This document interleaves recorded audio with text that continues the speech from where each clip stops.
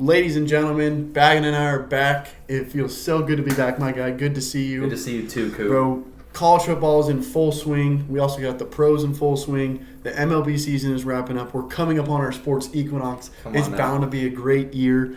We're going to dive into some college football recap. We're going to preview you for some big games this weekend, and then we'll just keep on moving along. Welcome back, guys. Welcome back.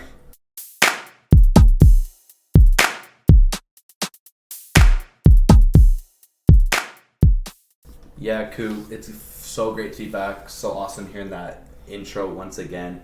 Yes, Feels sir. like I'm just back in the peak moment of life. Oh. I know we have missed a lot of weeks of college football. We're on week 5 actually. But I'm just going to give a quick week 4 recap. A couple games. We had college game day this week, which was in Miami, Florida. We had the Florida Gators versus the Miami Hurricanes. And first off, let's talk about that college game day. Bro, that was one of the better amazing ones in a long time. Yeah, I think, Lee Corso gone. Sad him being gone. But I think Pat McAfee taking, the final pick and him, being able to, just make it the craziest he can be. He jumped off the high dive. In a Speedo, bro. And he was gassed running He was. Going to the college game day game, we got Florida going to play against Miami. Honestly, Florida's just not it this year. No. Billy Napier needs to, figure something out with DJ Lagway. 12 completions off 23 attempts, only 61 passing yards. No picks. It's which is better than abysmal. last week. It's abysmal. Yeah, it's just rough to watch. And the game came out on top. Miami winning 26-7. And Coop, what do you think of Carson Beck this year?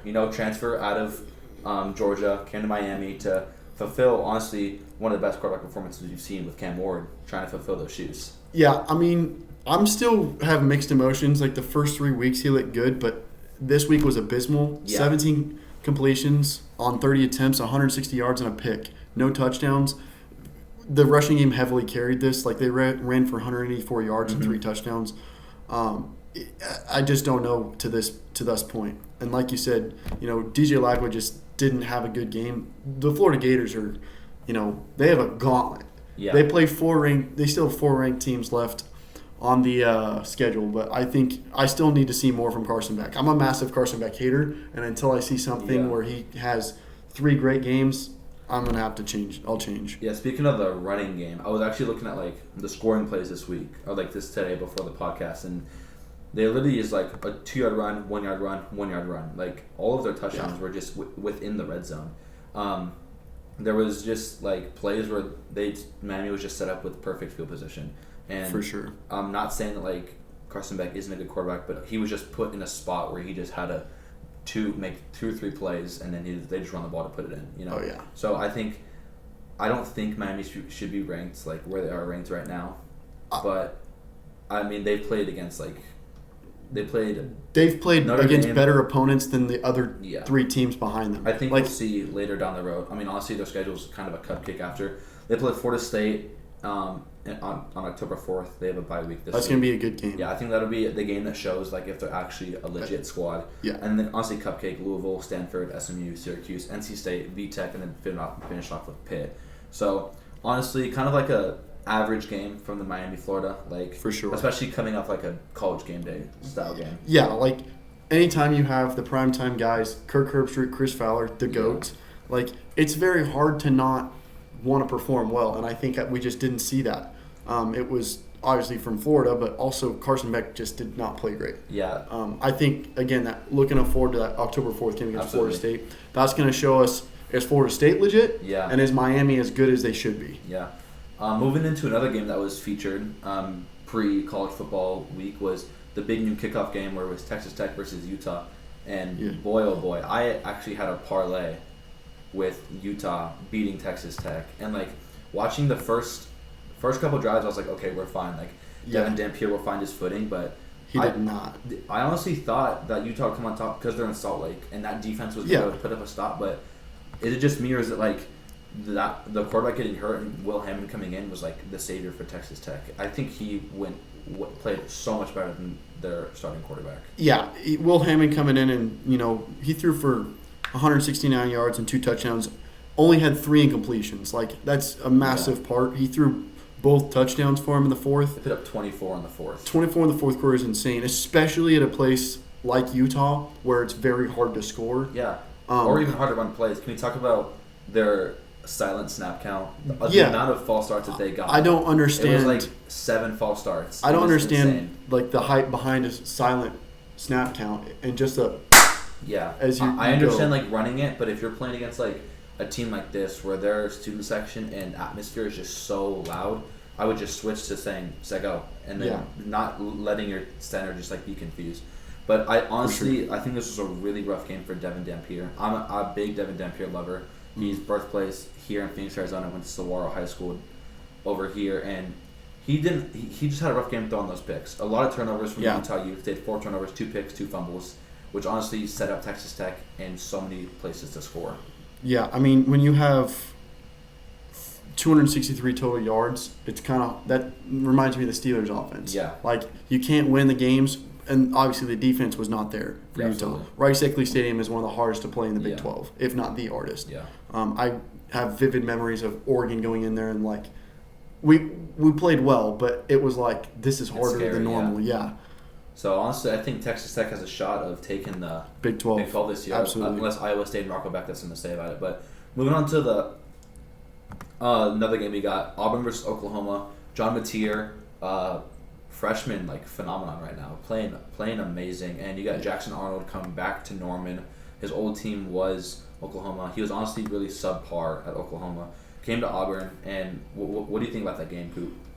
Just to correct you, John Mateer is a junior. Is he a junior? He's a junior. Really? But I still agree with you. Am I casual for that? I completely agree. He's been playing outstanding. Could be number 1 Heisman candidate. Unfortunately, I saw today that he's going to be out for 2 weeks, 2 to 3 weeks. Yeah, something for like that. A broken thumb. At most 4 weeks for his hand injury that he actually sustained in this game against Auburn. But he's a phenomenal athlete. No, this is closer to what we would call a dual threat quarterback from the early 2010s, similar to likes of Mariota and Johnny Manziel. Maybe not to the extent that they were. Yeah. But he had 10 carries for 29 yards and a touchdown, threw for 271 on 24 completions. Again, he's just outstanding, really kept Oklahoma in this game, and Auburn did not deserve to drop out of the rankings for this. No, I don't think so. You still have a 1-2 Notre Dame team, and Illinois lost by 53 points and is still ranked. Listeners of the pod, you guys know that we both are Notre Dame haters. We don't we hate the independent. We hate that they're not in the conference and that they just get a cupcake walk to the CFP. But I think that they should be dropped out. I don't understand how Notre Dame is still in this thing. But yes, it was the 2 top 10 teams where their losses. But LSU is now there's a question mark, big one, because of their win against Clemson. That's not aging well. Same thing for Miami. Their win against Notre Dame, question mark. It leaves things up in the air. All right, final thing from week 4. Honestly, this is going to be for the whole entire college football season so far. Arch Manning, sophomore phenom. He sat behind Quinn Ewers last year, and they were like, "Oh, he's going to be the next guy," right? Yeah. Plays against Ohio State, which that game against Ohio State, I don't think that's his fault at all. No. He was a first ever start away in the shoe against that Ohio State against team. the number 1 team in the country. You can't blame him for that bad of a game. He gets his get back against San Jose State, but then UTEP plays a little off against UTEP, and obviously Sam Houston. So I still don't like what I see from Arch Manning. I would like to see him prove something else in these upcoming games, when they play those bigger and better teams. You know what I mean? So I think he's a good quarterback, has good skill, but I'm just not super high on Arch Manning. Yeah. I will give credit though. Again, it's Sam Houston, but he threw for 309 yards and 18 completions. It looks better. That's the direction you want to be moving in, but it still, like you were saying, leaves a big question mark. We'll see how he plays. They have a bye week this week, October 4th against Florida, October 11th against Oklahoma, and then later down the road they go against Georgia in Athens. So that'll be a big test for Arch. Hopefully his confidence will be built up for that game. For sure. We have one more thing we got to hit on, both being Ducks fans. Let's talk real quick about the game. First half was abysmal. First half. I would say first quarter. First quarter. I remember I texted you and I was like, that was the worst first quarter I've ever seen in Oregon football. It looked like Malik Murphy was literally doing anything he wanted with the ball in the first quarter, and then Anthony Hankerson ran it to let it be the lone scorer for the Beavs. But, it's just one of those things where it's like, that can't happen against, say, Penn State this week. Yeah. If that happens in the first quarter against Penn State, it's going to be 21-0. Yeah. And then the defense is going to get discouraged. Mm-hmm. But after that, it was a rout. Exactly the Oregon football that I've seen before. Yes. Dante Moore, I love Dante Moore. he is becoming the quarterback that Dylan Gabriel was supposed to be when he came here. One of my friends asked me in class today, shout out you, Nave, he was like, do you think Dante Moore is better than Dylan Gabriel? And I was like, yes, right now, and we have Dante Moore for more years. We've brought in so many senior quarterbacks, Bo Nix, and then he got 2 years with us, which is still good, but still not being able to develop. He brought in Bo Nix, brought in Dylan Gabriel, and then Dante Moore was able to sit behind DG and learn from him, and he just looks so cool, calm, collected on the field. Absolutely, and another thing is Dante Moore, his attitude and the way that he leads is the opposite of what Dylan Gabriel had, which is what the Ducks need. I'm looking at the rushing stats. We had 1, 2, 3, 4, 5, 6, 7, 8 different players carry the ball. Yeah. And it's like the depth at running back is exactly what Dan Lanning wanted. And Mekhi Hughes I was literally going to talk about Mekhi needs Hughes. to get the ball more. I don't understand why we brought in this, was he like a 3 or 4 star? He's a 4-star. 4-star running back from Tulane. Shout out Ty Thompson went to Tulane. But 4-star running back, and I get you have no Whittington's hurt. So no Whittington, his ankle is a little messed up. Give him some room to breathe so he can get back for these good games. He doesn't need to play in any of these 4 games we played. Right? Jalen Lamar, stud. The way he hits the hole, so freaking good. And I just wish that we could play Mekhi Hughes a little more. Yeah. What I will say is Jordan Davison, as a freshman, 6 foot, 240-pound running back. Oh my God. He's like our bruiser running back. I remember watching him play in the Northwestern game. Yeah. He played a lot. Same with De'Ari Hill Jr. They both, who's also a freshman, they both just played super, super well. And that gives me hope for our running back class moving forward because Mekhi Hughes is only a junior. Only a junior, so we'll have him for this year, next year. And Jalen Lamar's still young, so our running back class, no Whittington's obviously gone. No Whittington's gone, but when he comes back and he's fully healthy, Dan Lanning said, he could have gone last week. He just wants to, he wants to keep him healthy. And then don't even get me started on a receiving core. I know we're glazing a little bit here, but because we're Duck fans, but if we had Evan Stewart, oh my gosh, we would have the best receiving core in the nation. We literally have Gary Bryant. DeCorian Moore is a dog, bro. D Moore to D Moore, Dante Moore to DeCorian. DeCorian is a leader as a freshman. Absolutely. He blocks on every play. And you have Ken Sadiq, who is literally a receiver, just a massive receiver. He can block so well. He's 6'6", 240. He can block so well. Oh, yeah, bro. Diving into some Week 5 games, we're going to preview 4 big games that we think are going to highlight the weekend. First, starting off with Ole Miss Rebels and the LSU Tigers. LSU travels to Ole Miss. Mm-hmm. Lane Kiffin now has a monkey on his back. Yeah. Whit Weeks, a linebacker for LSU, is dating Lane Kiffin's daughter. I don't know if that's going to play into it. I just think it's funny. Yeah, I do also think it's funny. Yeah. But Garrett Nussmeier has looked pretty good. 962 yards on the year, 6 touchdowns, only 2 picks. He's looking like that number 1 prospect that he was projected to be at the beginning of the year. Yeah. Ole Miss has now used 2 different quarterbacks. They had the freshman who is 17 and he already has his bachelor's degree from Ole Miss. But Trinidad Chambliss. What a name. That is a football name. When he was born and they gave him that name, he was destined to play football. Oh yeah, for absolutely. Sure. I think he'll play great. He's has 42 completions, 719 passing yards, passed for 4 touchdowns, but third running back is just the reason that they've won these games. Ole Miss the last 2 years have had great running backs. Kyron Lacey, I think Kawan Lacey, excuse me. Kyron Lacey. 358 yards on the year, 7 touchdowns, massive proportion as to why Ole Miss is doing so well. Yeah, absolutely. Let's take a look at the FPI here. We were just talking about this. Yeah, we were. Why is LSU 4th in the country and they have a 26.7% chance to win according to FPI? I do think Ole Miss will win this game. Okay. I do think because I don't think LSU is that good, and I think LSU is good, but I think Ole Miss is better. And that's fair. But I just don't understand why it's 73%. I feel like if they want to make it it just doesn't go together. You have a 73%, but then you have LSU ranked this highly over all of these other teams like Georgia and Oregon, right? Georgia at the 5 spot. So like it's just weird seeing LSU ranked number 4 in the nation, 4-0, 1-0 in SEC, right? But they have a 73% chance to lose against the Ole Miss Rebels. I do think they will lose. I think Ole Miss will win this game. But it's just weird seeing the matchup predictor. Yeah, like I'm looking at the last 5 or last 4 from this season. LSU's 4 wins are Clemson, Louisiana Tech, Florida, and Southeastern Louisiana. 56-10, 20-10, 23-7, 17-10. They haven't scored a ton of points. Which even then makes it a little weirder because, like, you have them playing against Clemson, and we know Clemson is not a football team this year. Like, they're just not that good. And then looking at Georgia's last 4 games, they opened up with Georgia. Oh, yeah, sorry. Looking at Ole Miss's last 4 games, opened up with Georgia State, 63-7. Went to Kentucky, beat them 30-23. Arkansas, 41-35. That was actually a pretty close game. It was. Really, really close game. I remember talking to my friend because he's an Ole Miss fan, and I was like, that game had me scared in the beginning because Arkansas was playing really well. And then beat Tulane 45-10. So, like, they've all played pretty subpar games, except for the Arkansas game was a scary one, and the Clemson game was, like, people thought that was going to be cinema. So, and it was at the time, but now that we're into it doesn't help LSU's resume at all. No.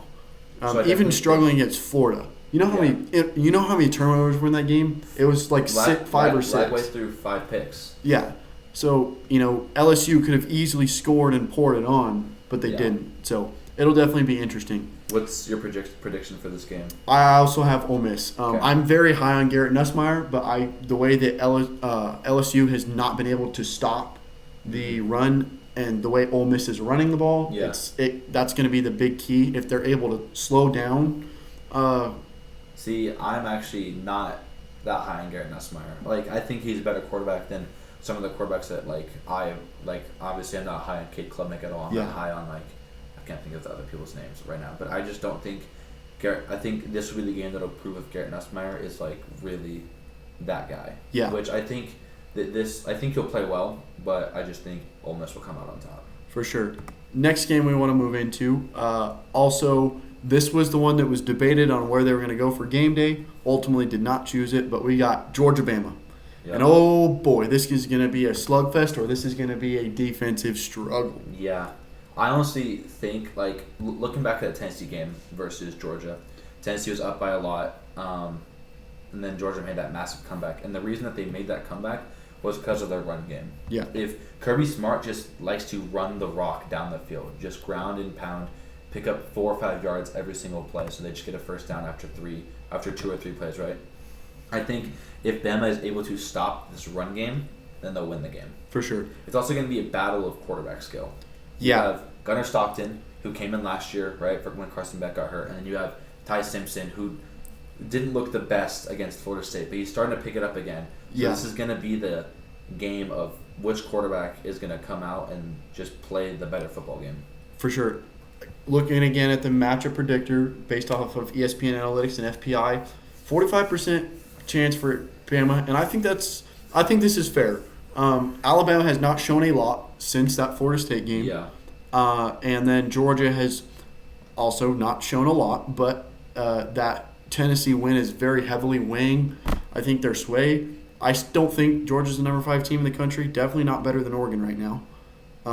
And Alabama's wins are 73-0 against Louisiana Monroe and 38-14 against an abysmal Wisconsin team. I definitely think that this game will show if Georgia – I think Georgia's a great team. Kirby Smart knows what he's doing over there. I think they're a great team. Great, I can't think of the word. But I just think that, I think they'll win this game. 4:30 game in Athens. Yeah. Night game. I think Kirk and Chris are going to be on this game. Yeah, probably. ABC game, so the most likely call this one. Yeah, which I love hearing their voices. So I think Georgia comes out on top with this game. Honestly, I think it'll be here's what I think is going to happen. I think it's going to start like a slugfest, and then it'll slow down, or it'll be like a super. I think it's going to flip flop, or it'll be a super slow game. And then Georgia will just put touchdown and then after touchdown. So it'll be 2-score game right at the end of the game based off just their defense. Okay, I like that. Zachariah Branch and Ryan Williams. What will we see out of those two in this game? Last year, Ryan Williams had a phenomenal game against Georgia. Absolutely. I think Ryan Williams coming off that concussion. Yep. And I can't remember which game it was. Was it the Florida State game where they're just throwing? I think so. I think it was because that was the only game. Yeah, where they're just throwing crossers across the field, and he's just getting leveled. Like, it's not Ty Simpson's fault. Like, they're just running those routes, and it's not even Ryan Williams' fault. There's a good play call. He's just a smaller dude. Like, he's just a skinnier guy. He's not like a big like DK Metcalf in the middle of the field, right? So they're just like taking his head off, and he gets that concussion. I think he's obviously back and healthy and better. So I think he'll play a good part in this game for just deep balls and just like home run games. Like, it was like last year, Georgia was up big against Bama. Yeah. Right, and then they had that deep ball. Milroe tossed it out to Ryan Williams, and like they just scored instantly. So I think these deep balls that Ty Simpson's gonna have to lay up to to Ryan Williams against Georgia is the way that they're gonna be able to captivate and take hold of this game. Absolutely. All right, let's get into it. The game. The game of the week, by far, top 6 matchup. Oregon Ducks traveling to Happy Valley to play the 3-0 Nittany Lions, untested. Yeah. However, this is going to be the hardest game the Ducks have played since the Arizona State game again back in 2019. When with that Jaden Daniels, Brandon Ayuk. Not because that game was hard. It's going to be a similar environment. It's a whiteout at 4:30. It's going to be nuts. Yeah, it's going to be they're going to be jumping around. It's going to be a crazy game, especially for Dante Moore coming in.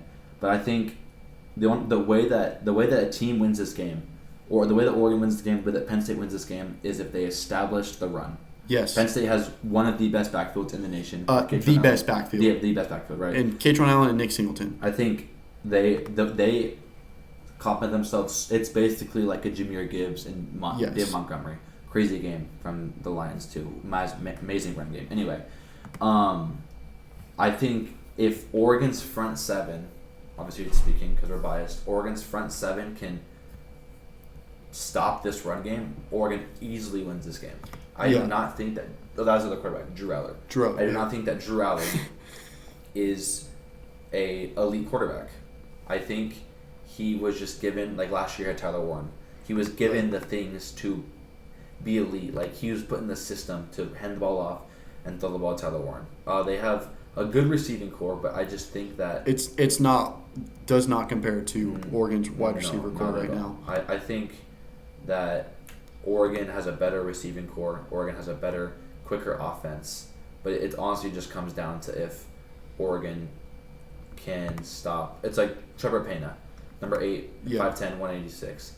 He played super well last year. Right now he's at 13 catches, 166 and 1 touchdown. So like he's had a pretty quiet year so far, but it's just because they run the ball so much. Yeah. They run the ball so much. I think for me the leadership inside the Oregon front seven, and if you throw Bryce Botcher in the middle of that that's going to be what controls the game. And same thing with Penn State. Like, they have a good leadership core. That's why they're so tightly knit together. They returned a lot of starters on both sides of the ball.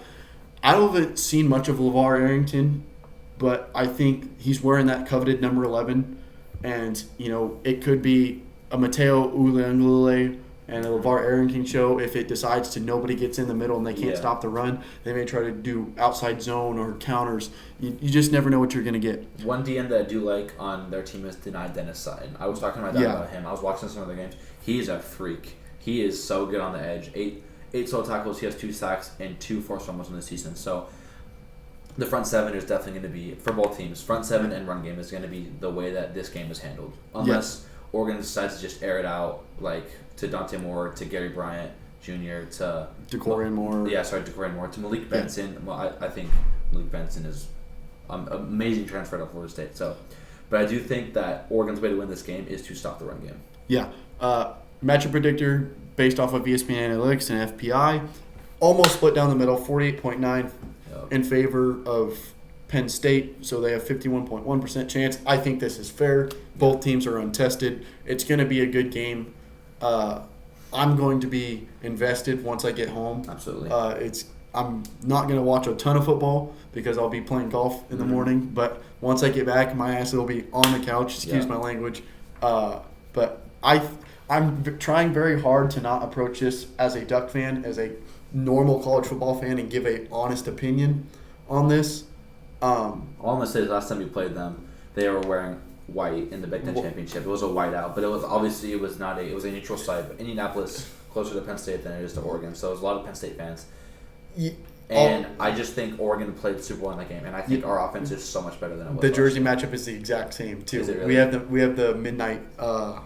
Those jerseys are so sick. The Green Goblin. I have that Betcher jersey. I have a Betcher jersey in that. So I think the crowd shouldn't honestly be a problem for Oregon because Oregon's one of the loudest places. We travel well too. We do travel well. But I think it's going to be a last possession kind of game unless the Oregon defense shuts down Drew Aller and keeps him contained to where, if that front seven, like you said, controls the middle.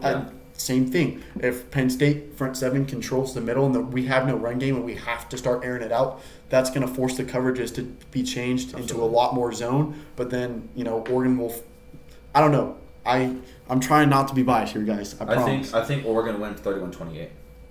I think like even though it's going to be a run-heavy game, I think Oregon just scores points, and they know how to score points effectively and efficiently. And if Penn State wants to keep up, they're going to have to either get big runs with Kit Tronell and Nick Singleton, or they're going to have to toss the ball on the field. I think if first possessions for both teams is going to set the tone for the game. Absolutely. If both teams score on the first possession, it's going to be a high-scoring game. Yeah. But if both teams get stopped on the first possession, we could expect, I would say, if it's score on first possession, it'll be 31-28. Yeah. Or in favor of Oregon. Yeah. If it's both teams get stopped, it's going to be 17-10. 17-10, Which I just – and if it's in that case, I think it's Penn State. Mm-hmm. Because Oregon's defense, when it's a wear-you-down kind of game, the depth starts to dwindle. But I think both teams have a legit shot. It's going to be a really, really good game. I'm looking forward to this one. Me too. I'm definitely going to be just sitting down, watching that game, not doing anything else that day. No, for sure. Ladies and gentlemen, thanks for another episode. Great episode, Beyond Game Time. We got the camera up. Hopefully the video looks good. Yeah. But that should be a new addition for you guys. Kane's going to roll us out in a quick prayer, and then we're going to move on. Quick prayer. Dear Lord, thank you for letting us come on this platform, Lord, and just talk about the sport of football that we love so much, Lord. I pray that the people who are listening to this, Lord, that not only do they just find the love of football like we do, but they find a love for you, Lord. I pray that they come closer to you and have people around them that love you and love them and care for them. I pray for Coop and I and every single student here at GCU as we start this new year, Lord, that it is fruitful, Lord, and it is through you, and we keep up with our classes. In Jesus' name, amen. Amen. Little bonus content for you. Be on the lookout. Kadon and I joined the GCU hockey team as the broadcasters. Yep. So going to be looking forward to that, working with my partner. Absolutely. And should be able to get some more bonus content for you guys. Looking forward to that. Stay tuned. Watch the games. Go Lopes, baby. Go Lopes, baby. Peace.